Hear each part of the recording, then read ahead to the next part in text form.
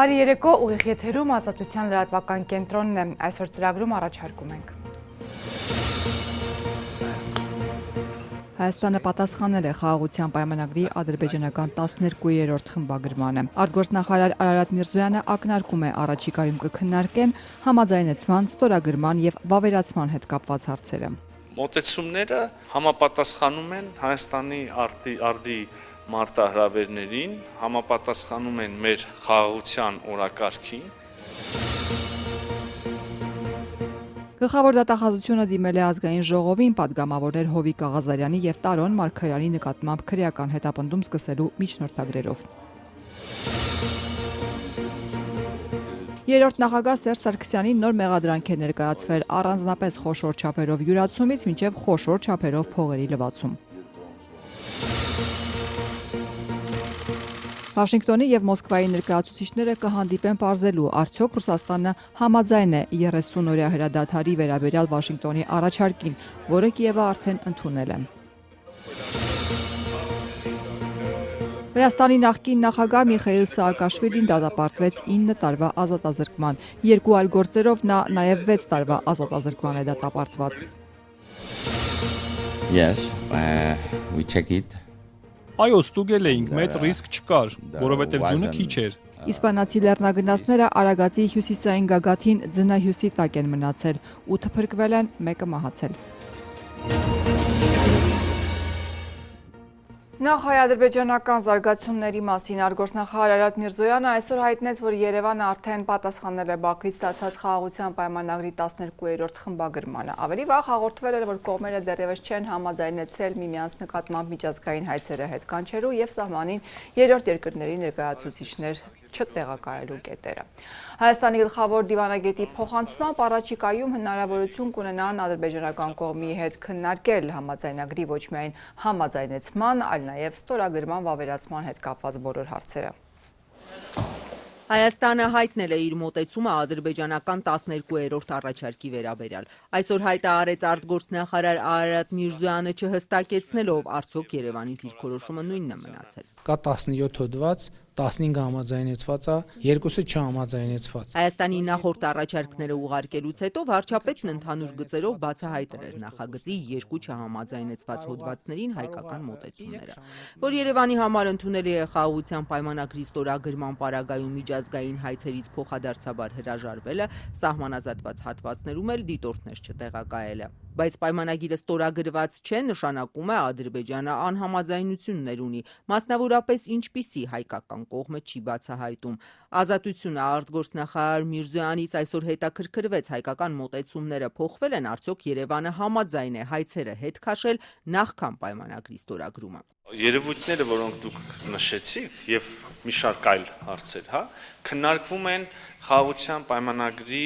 տեքստի շրջանակներում եւ հետեւաբար եթե համաձայնեցվում են կարող են եւ պարտադիր պետք է կիրառվեն պայմանագրի ստորագրումից եւ ուժի մեջ մտնելուց հետո։ Մենք ստացել ենք 12-րդ խմբագրությունը խաղաղության պայմանագրի Ադրբեջանի պատասխանը ստանալու մասին Երևանը փետրվարի 25-ին հայտարարեց, Բաքուն հայկական առաջարկներին պատասխանեց 3.5 ամիս մտածելուց հետո։ Միրզոյանն ասաց, առաջիկայում հնարավորություն կլինի ադրբեջանական կողմի հետ քննարկել, մեջբերեմ Հայաստանի մոտեցումներն ու խաղաղության համաձայնագրի համաձայնեցման, ստորագրման ու վավերացման հետ կապված բոլոր հարցերը։ Արդյոք նոր բանակցության համաձայնություն կա, որտեղ եւ երբ չհստակեցրեց։ Նաեւ չհիմնավորեց, թե որտեղից այդպիսի լավատեսություն, որ Երևանն արդեն պատրաստվում է քննարկել խաղաղության համաձայնագրի ուժի մեջ մտնելու ընթացակարգերը։ Unfortunately, we cannot state that our constructive approach is fully reciprocated by Azerbaijan. Դեռ 2 օր առաջ նույն Միրզոյանը հայտարարում էր Ադրբեջանը կառուցողական չէ։ Այսօր ասաց, եթե կառուցողական լինի, մոտ ապագայում կողմերը կարող են շոշափելի հաջողություններ ունենալ։ Ընդ որում չբացառեց, որ հայ-ադրբեջանական կարգավորումը կարող է ավելի շուտ տեղի ունենալ, քան ռուս-ուկրաինականը։ Իհարկե, մեկ փաստաթղթով բոլոր խնդիրները չեն լուծվի, մենք սա կարող է լինել սկիզբը խաղաղության գործընթացի ըստ էության ոչ թե վերջնարդյունքը եւ կմնան խնդիրներ, որոնք մենք երկկողմ ջանքերով կկարողանանք շարունակել կարգավորել, մանավանդ որ նույն համաձայնագրում նախատեսված են հետագա երկկողմ աշխատանքներ եւ խնդիրներ կարգավորելու մեխանիզմներ, նույն կերպ մենք նաեւ պատրաստ ենք օր առաջ դրական ավարտին հասցնել մեր երկխոսությունը Թուրքիայի հետ, այնպես որ այս գործընթացները ինչ որ առումով կարող են նույնիսկ առաջ անցնել կամ զուգահեռ ընթանալ Ուկրաինայի շուրջ ծավալվող իրադարձություններին։ Արարատ Միրզոյանն այսօր արտգործնախարարությունում Նիդերլանդների իր գործընկերոջ հետ էր մամուլի ասուլիս տալիս։ Կասպար Վելտկամփն ասաց, խաղաղությունը Հարավային Կովկասում շատ կարևոր է Եվրոպայի համար։ Նիդերլանդները նաև հայ-թուրքական կարգավորումն է սատարում։ Նա Անկարայից է եկել Երևան։ Վստահ էր, որ թե Հայաստանը, թե Թուրքիան հարաբերությունները նորմալացնելու կամք ունեն։ Հայաստանցի լրագրողներին առավելապես հետաքրքրում էր Ադրբեջանում պահվող հայ գերիների ազատ արձակման համար։ Եվրամիությունը, մասնավորապես Նիդերլանդները, ինչ քայլեր կարող են ձեռնարկել։ Կան մտահոգություններ նրանց խոշտանգելու վերաբերյալ, իսկ ադրբեջանական բանտում անօրինությունների վերաբերյալ նախկին պետնախարար Ռուբեն Վարդանյանն անձամբ է բարձրաձայնել։ Նաև Ալիևի ռեժիմի դեմ կոշտ մեթոդների մասին հարցնչեց։ Այդ հեռանկարին եվրոպացի նախարարը ընդհանրապես չանդրադարձավ։ Արդար դատավարության եւ պատշաճ վերաբերմունքի հարցը շեշտեց, վստահեցրեց, հարցը նաեւ Բաքվում կբարձրացնեն։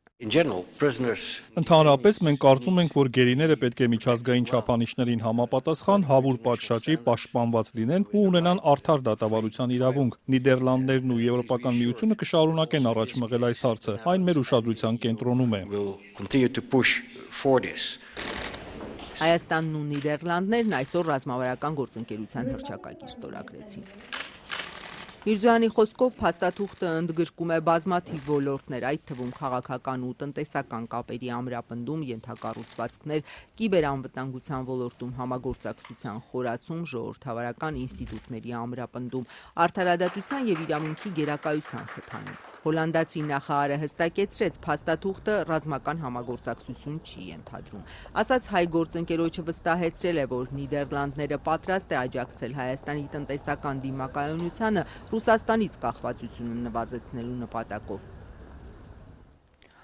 Այսօր ներքաղաքական գլխավոր իրադարձությունը վերաբերում է նախկին ՔՊԱ-ական Հովիկ Աղազարյանի եւ հանրապետական Տարոն Մարգարյանին։ Գլխավոր դատախազությունը դիմել է խորհրդարանին պատգամավորների նկատմամբ քրեական հետապնդում սկսելու միջնորդագրով։ Իրավապահները պնդում են, որ հիմնավոր փաստեր ունեն Աղազարյանի եւ Մարգարյանի նկատմամբ քրեական հետապնդում հարուցելու համար, ընդ որում երկուսի դեպքում էլ մի քանի հոդվածով։ Գլխավոր դատախազը խորհրդարան կգնա Նիկոլ Փաշինյանի նախկին թիմակից Հովիկ Աղազարյանի եւ ընդդիմադիր պատգամավոր Տարոն Մարգարյանի հետևից, որ նրանց զրկեն պատգամավորական անձեռնմխելությունից քրեական հետապնդում սկսեն։ Աննա Վարդապետյանի միջնորդագրերն արդեն ազգային ժողովում են։ Մանրէջրաբերների հետ կապված հարցով ես որպես վկայեի։ Աղազարյանին առնչվող քրեական գործով կասկածներ կան, որ պատգամավորը խոշոր չափի կաշառքի դիմաց խոստացել է կազմակերպել մանր եղջերավորների արտահանումը Արաբական Միացյալ Էմիրություններ առանց կենդանիների կարանտինի։ Նրա դեմ ցուցմունքներ կան։ Հովիկ Աղազարյանը չի հերքում, որ այսպիսի գործարքի առաջարկ է քննարկել։ Հերքում է, որ համաձայնել ու գումար է պահանջել։ Իրականում ես այդ իմ տանոց հետ հանդիպել եմ, ինքը ինձ խնդրել է, որպեսզի ես իրան օգնեմ, որպեսզի երբ որ ոչխարները արտահանում են, չբերեն ինչ-որ տեղ հատուկ տեղ, որպեսզի սանիտարական բաներն անցնի կարանտին,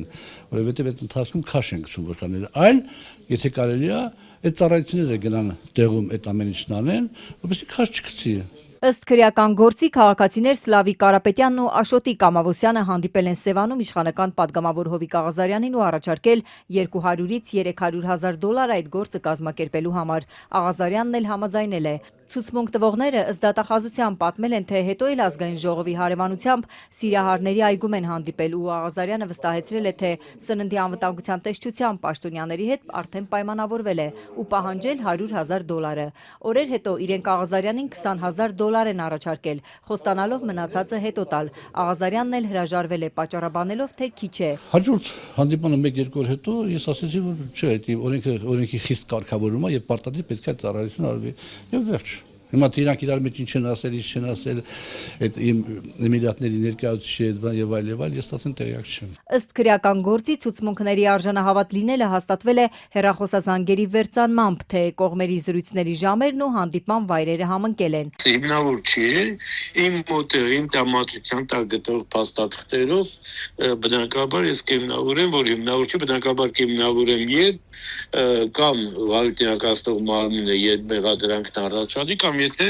Աղազարյան Հովիկին, ասենք, տանեն դատարան կալանքի միջնորդությամբ։ Աղազարյանի փաստաբանը պնդում է գործը շինծու է, падգամավորին պատժելու նպատակով է նրան զրկում անձեռմխելությունից։ Դրանում համոզված եմ, պատժում են, որ չկատարեց վարչապետի խնդրանքը SMS հաղորդագրության հիման վրա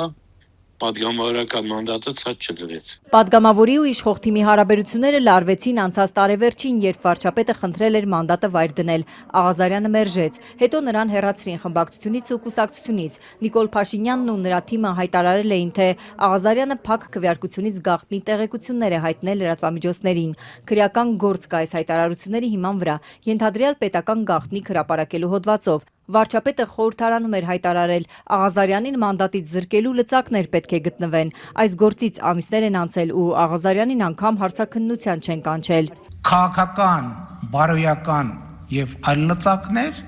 նման կարմիր գծեր հատած падգամավորին ժողովրդի կողմից տված մանդատից զրկելու համար։ Մենք գտնում ենք, որ Նիկոլ Փաշինյանը առաջիկայում արտահերթ կամ հերթական խորհրդարանական ընտրություններում չպետք է դառնա Հայաստանի Հանրապետության վարչապետ։ Իշխող թիմի նախկին անդամը հիմա ընդդիմադիր դիրքերում է, քննադատում է վարչապետին։ Այսօրվա միջնորդագրում մեկ գործի մասին էլ է նշվում, թե խոշոր չափի կաշառք է վերցրել Աղազարյանը, խոստանալով միջնորդել, որ կառուցապատող ընկերությունը շինթույլտվություն ստանա։ Ըստ նախաքննական նյութերի, ընկերության հիմնադիր Արամ Մկրտչյանը Աղազարյանին խնդրել է իր լիազորությունների շրջանակում միջոցներ ձեռնարկել, որ Աջափնյակի վթարային դպրոցի շենքը կառուցելու դիմաց դպրոցի տարածքի մի հատվածում բազմաբնակարան շենք կառուցի։ Ըստ դատախազության այս գործը գլուխ բերելու համար $23,000 է տվել падգամավորին։ Ես նամակերեցի բանին, քաղաքային կոմիտեին, որպեսզի քննարկեն այդ հարցը, հնարավոր է, թե հնարավոր չի։ Իրենք ասեցին, որ այլ պայմանների բավարարման դեպքում, այո, դա հնարավոր է։ Այդ ընթացքում ես հասկացա, որ ինքը ուղղակի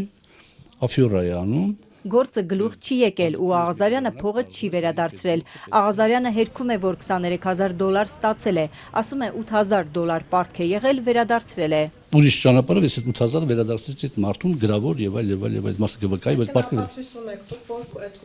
Իհարկե։ Երրորդ նախագահ Սերժ Սարգսյանի կուսակից Տարոն Մարգարյանին առնչվող քրեական գործն էլ վերաբերում է Երևանում մանկապարտեզների ու դպրոցների տարածքների ապօրինի օտարելու դեպքերին։ Ըստ նախաքննական նյութերի նա Երևանի փոխքաղաքապետի ու քաղաքապետի պաշտոնները զբաղեցնելու տարիներին պետական գույքի կառավարման կոմիտեի ղեկավար հանրապետական Արման Սահակյանի հետ համագործակցելով ապօրինի տարածքներ է օտարել։ Տարոն Մարգարյանը դեռ չի արձագանքել գլխավոր դատախազի միջնորդությանը։ Հանրապետական կուսակցությունն է դատապարտել, այն համարելով Տարոն Մարգարյանի նկատմամբ քաղաքական հետապնդում։ Падգամավորներին անձեռնմխելությունից զրկում են ազգային ժողովի թե հերթական, թե արտահերթ նիստով։ Քվեարկությունը գաղտնի է։ Խորհրդարանի հերթական նիստը մյուս շաբաթ կգումարվի։ Իշխող մեծամասնության ձայները բավարար են падգամավորներին անձեռնմխելությունից զրկելու եւ նրանց նկատմամբ քրեական հետապնդում սկսելու համար։ Իսկ Հայաստանի երրորդ նախագահին դեռ հունվարին մեղադրանք են առաջադրել 20-ամյա վաղեմության գործարքների համար, երբ Սերժ Սարգսյանը պաշտպանության նախարար էր։ Դատախազությունը միայն ազատության հարցումից հետո հստակեցրեց մեղադրանքը, այն առանձնապես խոշոր չափերի յուրացման եւ փողերի լվացման հոդվածներով է։ Ամիսներ առաջ նախկին նախագահը արդարեցվել էր վառելանյութի յուրացման գործով։ Այս նոր գործը եւս ընդդիմադիր հանրապետականը շինծու եւ քաղաքական է համարում։ Ամիսներ առաջ վառելանյութի գործով արդարացված երրորդ նախագահ Սերժ Սարգսյանին նոր մեղադրանք է ներկայացվել 20 տարվա վաղեմության գործարքների համար։ Գլխավոր դատախազությունն ազատության հարցման ի պատասխան այսօր հայտնեց, որ դատախազը հունվարին 23 դրվագներով քրեական հետապնդում է հարուցել առանձնապես խոշոր չափերով յուրացման կամ վատ նման, ինչպես նաև պաշտոնական դիրքն օգտագործելով առանձնապես խոշոր չափերով փողերի լվացման համար։ Երրորդ նախագահը մեղքը չի ընդունում։ Նրա կուսակից Էդուարդ Շարմազանովը փոխանցեց. Նախագահ Սերժ Սարգսյանի նկատմամբ կարվել է հերթական շինծու մեղադրանքը։ Եվս մեկ անգամ վերահաստատում եմ, որ սա ոտքից գլուխ, շինծու մեղադրանք է եւ շինծու քրեական հետապնդում։ Ըստ դատախազության այս քրեական գործն առնչվում է Երևանի Իսակովի պողոտային եւ Եռաբլուր Պանթեոնին հարակից տարածքների հողամասերի ապօրինի օտարմանը։ Նախկին նախագահը ստորագրություն է տվել չբացակայելու մասին։ Բացարձակ իրականության հետ կապ չունեցող մեղադրանքը ամբողջությամբ քաղաքացի իրավական գործարքներ են, որոնք դատախազության կարծիքով իրենց տված գնահատականներով բերել տենց քրեականացրել են քաղաքացի իրավական գործարքները։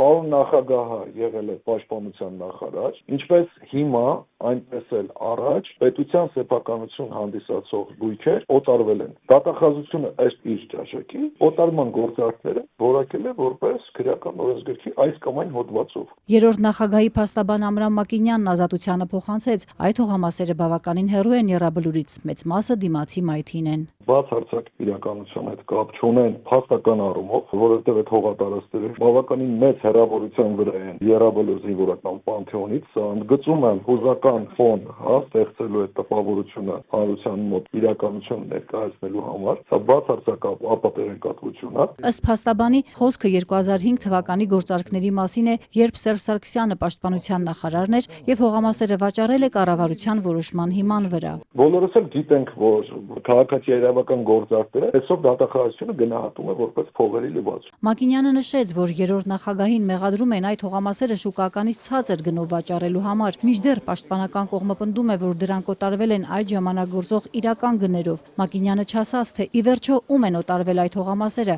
նշեց տարբեր ֆիզիկական եւ իրավաբանական անձանց, եւ որ այդտեղ ոչ յուրացում, ոչ վատնում, ոչ էլ փողերի լվացում կա։ Ընդգծեց, այդ հողամասերից եւ ոչ մի հատված նախագահին կամ նրա ընտանիքի անդամներին երբևէ չի պատկանել։ Ինչ վերաբերում է փողերի լվացման դրվագին, այն առնչվում է պետությունից օտարված հողամասերի հետագա վաճառքներին, որին սակայն ըստ փաստաբանի պաշտպանյալը որևէ առնչություն չունի։ Պարոն նախագահին 2005-ից 25 թվականների ընթացքում երբևէ այդ հողամասերից անգամ 1 քառակուսի մետր չի պատկանել։ Փաստաբանը չասաց, թե իրավապահները որքան գումարի յուրացման եւ փողերի լվացման համար են մեղադրում երրորդ նախագահին։ Չասաց նաեւ, թե արդյոք 2005 թվականին տեղի ունեցած գործարքի շուրջ քրեական գործով անցել են վաղեմության ժամկետները։ Սերժ Սարգսյանին առնչվող առաջին քրեական գործը վառելանյութի յուրացումը այժմ վերաքննիչ դատարանում է։ Սարգսյանի արդարացման որոշման հետ չհամաձայնած դատախազությունը բողոքարկել է այն։ Այդպես չի, որ այս որոշումով ես կամ շատ երջանկացել եմ, կամ եթե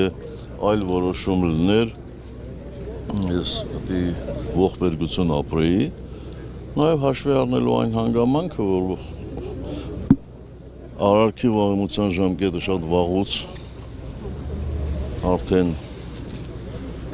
լրացել էր և ընդամենը առաջին հերթին ինձ համար սա բարոյական նշանակություն ունի։ Մինչ իշխանությունները վստահեցնում են, թե իրավապահների գործերին չեն միջամտում, Հանրապետական կուսակցությունն այսօր տարածած հայտարարությունում կրկին պնդեց, թե երրորդ նախագահի եւ թե հանրապետական մյուս գործիչների դեմ քրեական գործերը քաղաքական հետապնդումների օրինակներ են, իսկ այս գործերով իշխանությունը ըստ Սերժ Սարգսյանի ղեկավարած կուսակցության փորձում է շեղել հանրության ուշադրությունը մեջբերեմ հակապետական զիջողական գործողություններից։ Արդեն 23-րդ օրը ադրբեջանական բատում դուլ հայտարարած Ռուբեն Վարդանյանի դատավարությունից հատվածներ է ներկայացնում ադրբեջանական պետական լրատվամիջոցը։ Երեկ հաղորդեցին, որ Վարդանյանի դատավարության ընթացքում ցուցմունքներ են տվել Լեռնային Ղարաբաղում բնակվող երկու հայ ազգի վկաներ, որոնք ըստ Բաքվի Արցախի նախկին պետնախարարի դեմ են եղել։ Գերիների հարցերով զբաղվող միջազգային իրավունքի մասնագետի գնահատմամբ Ադրբեջանը պարզապես օգտագործում է այս մարդկանց Արցախի ռազմաքաղաքական ղեկավարության դեմ դատավարություններում։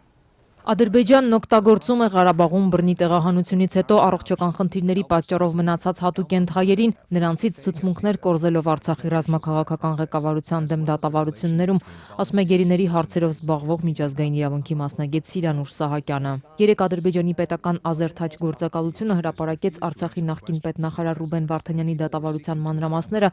նշելով, որ հարձակնվել են Ղարաբաղում բնակվող երկու հայ ազգի վկաներ՝ Կամո Հայրապետյան եւ Մուշեղ Գրիգորյան, եւ որ նրանք հայտարարել են, թե իբր Վարդանյանը Ադրբեջանի դեմ կռվելու համար խմբեր է կազմել, ռազմական 3 պահեստ է հիմնել, որ իբր ականապատման գործընթացն է ակտիվացրել եւ Ադրբեջանի դեմ կռվելու քարոզչություն է իրականացրել։ Նիստից ռեպորտաժ հրապարակող միակ լրատվամիջոցը պետության կողմից վերահսկվող Ազերթաչն է։ Անկախ աղբյուրներից հնարավոր չէ ճշտել թե վկաներին, թե Ադրբեջանում գերության մեջ դատվող հայերին վերագրվող հայտարարությունները։ Գերիների հարցերով զբաղվող իրավապաշտպան Սիրանուշ Սահակյանն ասում է, այդ այսպես կոչված վկաները Արցախի զանգվածային հայաթափումից հետո այնտեղ մնացած հատուկենտ հայերից են, որ չեն կարողացել հեռանալ առողջական խնդիրների պատճառով եւ նրանցից հիմա Ադրբեջանի իշխանությունները ցուցմունք են կորզում, այս կերպ եւս մեկ անգամ ապացուցելով, որ հայերի կյանքն ու առողջությունը վտանգված են ադրբեջանական իշխանության ներքո, անգամ եթե նրանք բանտում չեն պահվում։ Մենք տեսանք, որ առողջական խնդիրներ ունեցող անձինք, ովքեր հենց այդ խոցելի հանգամանքների ուժով չէին կարողացել լքել, ոչ թե իրացնում են իրենց իրավունքները, այլ բռնությունների հարկադրանքի ներքո հայտնվում են դատարաններում եւ նշեմ, որ ցուցմունք տված անձը նաեւ տառապում է հոգեկան առողջական խնդիրներով, իսկ գիտեք, որ այս խմբերը խոցելի են եւ նրանց հանդեպ յուրօրինակ պարտավորություններ ունեն պետությունները, այսինքն Ադրբեջանը անգամ չի հարգել նմանաբնույթ խնդիր ունեցող անձի վիճակը եւ նրանց են մաս դարձրել այս շինծու դատավարություններում այն պարագայում, երբ առհասարակ նրանք պատշաճ վկաներ չեն կարող լինել։ Արցախի նախկին պետնախարար Ռուբեն Վարդանյանը Բաքվի հրապարակած վերջին լուսանկարներում ակնհայտ հյուծված տեսք ունի։ Վարդանյանն արդեն 23 օր է շարունակում է իր նկատմամբ ապօրինություններն ու շինծու դատավարությունը դադարեցնելու պահանջով փետրվարի 18-ից հայտարարած հացադուլը։ Որևէ տեղեկատվություն չկա, որ հացադուլը դադարեցված է։ Վարդանյանի համախոհներից ապրելու երկիր կուսակցության նախագահ Մանե Թանդիլյանը մարտի 1-ից հացադուլ էր սկսել Ազատության հրապարակում ի պաշտպանություն Արցախի նախկին պետնախարարի եւ Բաքվում պահվող մյուս հայ 22 գերիների։ Նրա հացադուլը նաեւ խնդրանք էր Ռուբեն Վարդանյանին դադարեցնել իր կյանքի համար անդառնալի սպառնալիք հանդիսացող հացադուլը։ Այսօր Մանե Թանդիլյանը, ում առողջական վիճակը վերջին օրերին վատթարացել էր եւ նա պարբերաբար հիվանդանոցում էր հայտնվում, հայտարարեց, որ դադարեցնում է իր հացադուլը նաեւ Ռուբեն Վարդանյանի կնոջ եւ քրոջ հորդորներից հետո, միացնելով Վարդանյանի քրոջ Մարինա Ալեսի հաղորդագրությունը։ Հասկանում ես, մենք իրավունք չունենք այս կողմից լինեն թուլացած։ Դա իր համար սարսափելի բան կլինի այդ հասկանալը ու զգալը։ Այո։ Սա իհարկե հզոր կնոջ եւ ուժեղ քրոջ խոսքեր են։ Մենք նրանց խոստացել ենք եւ այսօրվանից կդադարեցնենք հացադուլը։ Թանդիլյանն ասաց, այժմ պայքարի ավելի ակտիվ փուլ պիտի մտնեն եւ պահանջեն միջազգային կառույցներից ու կառավարությունից ավելի ակտիվ քայլեր հայ գերիների ազատ արձակման հարցում։ Այդ նպատակով առաջին քայլը կլինի ուրբաթ օրը ՄԱԿ-ի գրասենյակի դիմաց հավաքը, պահանջելու, որ դատավարություններին ապահովի միջազգային ներկայություն։ Որտեղ մենք կպահանջենք ՄԱԿ-ի հայաստանյան ներկայացուցչից կապվել Բաքվի իր գործընկերոջ հետ եւ ասել գնացեք այդ դատավարությանը մասնակցեք։ Ու տեսնենք ինչ են պատասխանում այնտեղի ՄԱԿ-ի ներկայացուցիչները։ Մենք պիտի ստանանք պատասխաններ, այլևս մեզ չեն կարող անտեսել, մեզ չպիտի անտեսեն։ Մանե Թանդիլյանը նաև նշեց, որ իրենց երկրորդ խնդիրն է լինելու Ռուբեն Վարդանյանի եւ հայ գերիների ազատ արձակման հարցը օրակարգում ակտիվ պահելը, որպեսզի Հայաստանի կառավարությունը եւս ստիպված լինի հարցին անդրադառնալ եւ մոռացության չմատնել։ Երկխոսեք, քավլիցի, խաղաղություն բերեք, բայց ունեցեք ձեր օրակարգում հայ գերիների վերադարձ։ Եվ երբ այս իշխանությունները կզբաղվեն այդ հարցով, միայն մեկ պարագայում Եթե նրանք զգան, որ հայ ժողովրդի օրակարգում է գերիների վերադարձի հարցը եւ դա իրենց իշխանական աթոռ է արժենալու։ Այսօր իդեպ հայ առաքելական եկեղեցու գերագույն հոգևոր խորհուրդը կոչ է արել ԵԱՀԿ Մինսկի խմբի համանախագահող երկրների առաջնորդներին միջազգային կազմակերպություններին առավել ազդու միջոցներ կիրառել Ադրբեջանի նկատմամբ հայ գերիներին անհապաղ հայրենադարձնելու համար։ Հոգևոր խորհուրդը նաև կոչ է արել Ռուբեն Վարդանյանին դադարեցնել հացադուլը։ Եթերում Ազատության լրատվական կենտրոնն է, մեր լուրերին կարող եք հետևել նաև Ազատության տելեգրամյան ալիքում, իսկ այս ծրագրի երկրորդ մասում առաջարկում ենք։ Վաշինգտոնի եւ Մոսկվայի ներկայացուցիչները կհանդիպեն պարզելու, արդյոք Ռուսաստանը համաձայն է 30-օրյա հրադադարի վերաբերյալ Վաշինգտոնի առաջարկին, որը Կիևը արդեն ընդունել է։ Վրաստանի նախկին նախագահ Միխայիլ Սաակաշվիլին դատապարտվեց 9 տարվա ազատազրկման։ Երկու այլ գործերով նա նաև 6 տարվա ազատազրկման է դատապարտված։ Yes, we check it. Այո, ստուգել էինք, մեծ ռիսկ չկար, որովհետև ձյունը քիչ էր։ Իսպանացի լեռնագնացները Արագածի հյուսիսային գագաթին ձնահյուսի տակ են մնացել, 8 փրկվել են, 1-ը մահացել։ Կարտահանձվի արդյոք ԴՕԿ կուսակցության նախագահ Վարդան Ղուկասյանը Միացյալ Նահանգներում դեռ քննվում է գլխավոր դատախազության միջնորդությունը։ Ղուկասյանը Հայաստանում մեղադրվում է խարդախության, շորթման, սպառնալիքի, բռնության հրապարակային կոչերի համար։ Հայաստանում Միացյալ Նահանգները ի դեպ չունեն արտահանձման երկկողմ պայմանագիր։ Հայտնի չէ, ինչ հիմքով է գլխավոր դատախազությունը միջնորդություն ներկայացրել Միացյալ Նահանգներին։ Օրինակ ես հայտարարում եմ, եթե Վարդան Ղուկասյանին արտաքսեն Հայաստան, հերոսի կարգավիճակով է ինքը ըստ էության լինելու։ Լաս Վեգասի դատարանը քննում է ԴՕԿ կուսակցության նախագահ Վարդան Ղուկասյանին Հայաստանին արտահանձնելու գլխավոր դատախազության միջնորդությունը։ Ազատության հետ զրույցում տեղեկացրեց Ղուկասյանի փաստաբան Լևոն Բաղդասարյանը, նշելով, որ այդ միջնորդությունը Հայաստանի իրավապահները Միացյալ Նահանգներին են ուղարկել դեռևս 2023 թվականին։ Ինչու է Ղուկասյանին արտահանձնելու գլխավոր դատախազության միջնորդությունը քննվում 2 տարի անց։ Փաստաբանը չի բացառում, որ Ղուկասյանին արտահանձնելու հարցի շուրջ Հայաստանի իշխանությունների կողմից նոր գործողություն է եղել։ ԴՕԿ կուսակցության ղեկավարը Հայաստանում մեղադրվում է խարդախության, շորթման, սպառնալիքի, բռնության հրապարակային կոչերի համար, մեղքը սակայն չի ընդունում։ Նաև քննվում է Հայաստանի դատախազության, այսպես ասած, դիմումը պայմանավորված նրանով, որ ցանկանում են այդ Վարդան Ղուկասյանին քրեական գործի շրջանակներում առաջադրված մեղադրանքների շրջանակում վերեն Հայաստան։ Տակը դրված է հետևյալը, որ ծանր քրեական վարույթները հարուցված, նախաձեռնված մեղադրանքները առաջադրված, խնդրում եմ տվեք Հայաստանի Հանրապետություն, ընդհանրապես դա է քննվում։ Դատարանը կամ պետք է բավարարի միջնորդությունը արտաքսի Հայաստան, երկրորդ դատարանը պետք է մերժի, գտնելով որ անհիմն է պահանջը։ Միտեղ բարի երեկո,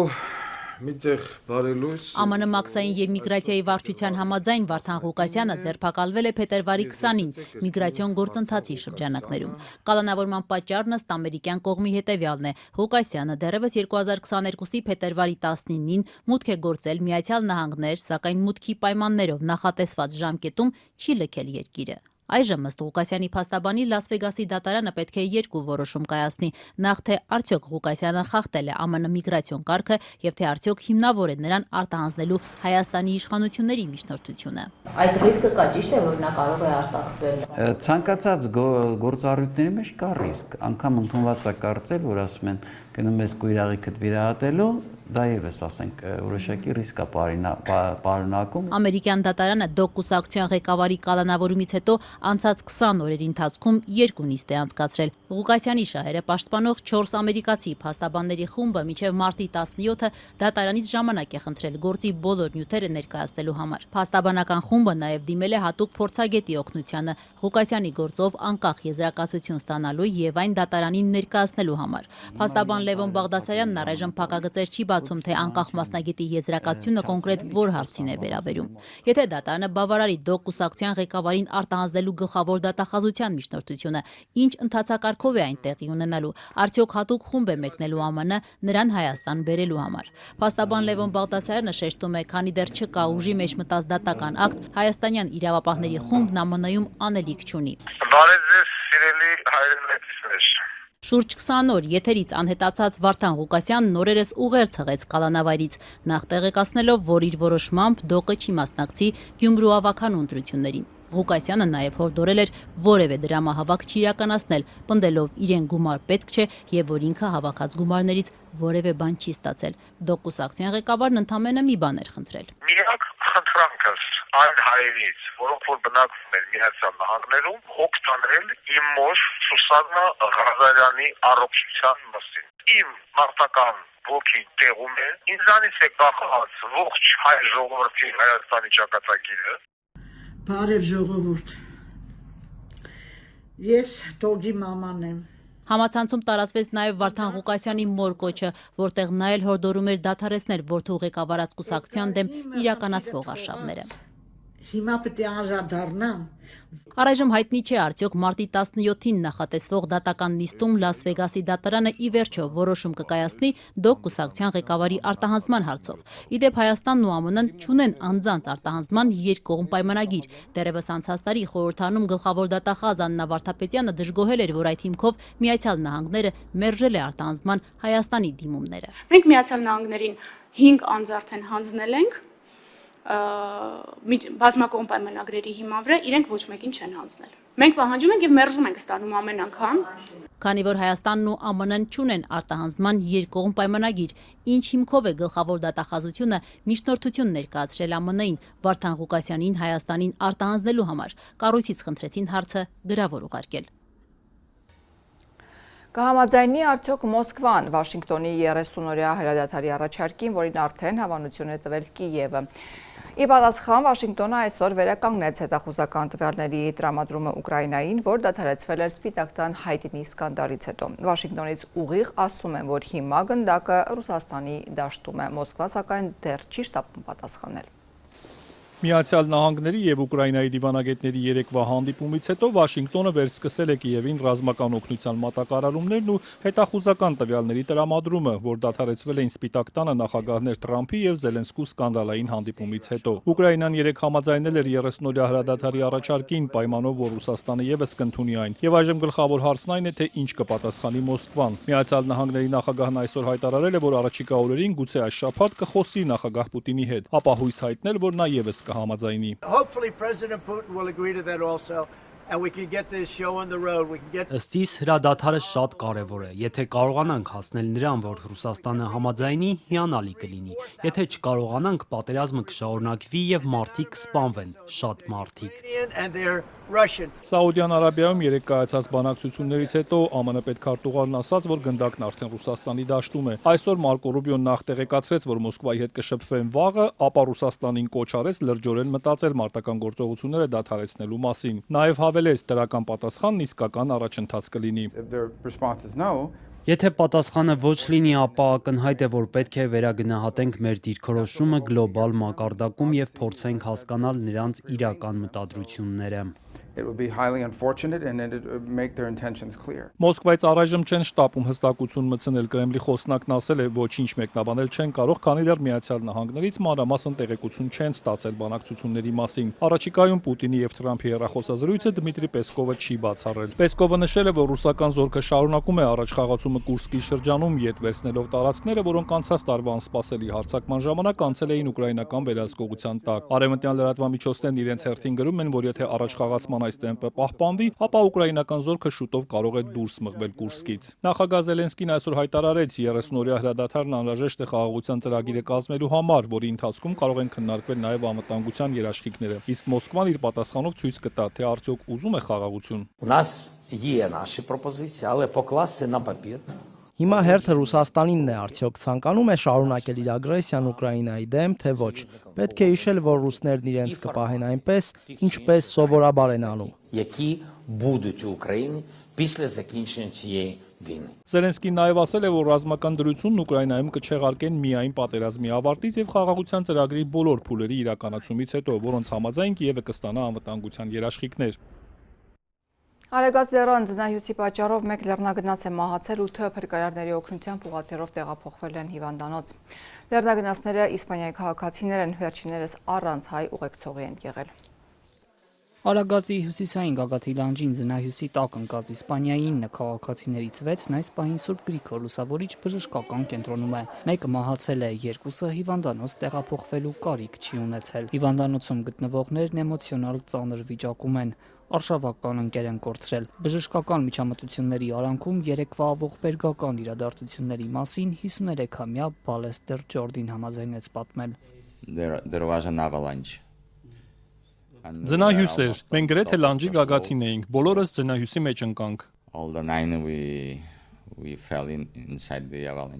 հեռավոր Կատալոնիայում ապրող ընտանիքի հետ արդեն կապվել է, հույս ունի հնարավորինս շուտ հարազատներին տեսնել։ Տուժածների կյանքին վտանգ չի սպառնում, վստահեցնում է բժշկական կենտրոնի բուժական գծով փոխտնօրեն Պետրոս Մանուկյանը։ Կային տարբեր մարմնական վնասվածքներ, կոտրվածքներ, բայց կյանքի վտանգ սպառնացող վիճակ տվյալ պահին չունենք,